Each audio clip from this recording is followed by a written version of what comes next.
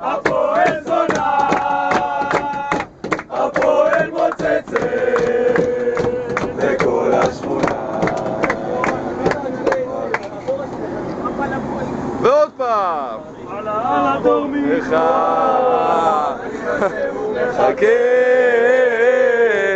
כל שבוע הבא, לא משנה לי תוצאה, עוד יום יבוא וזה בסוף יקרה,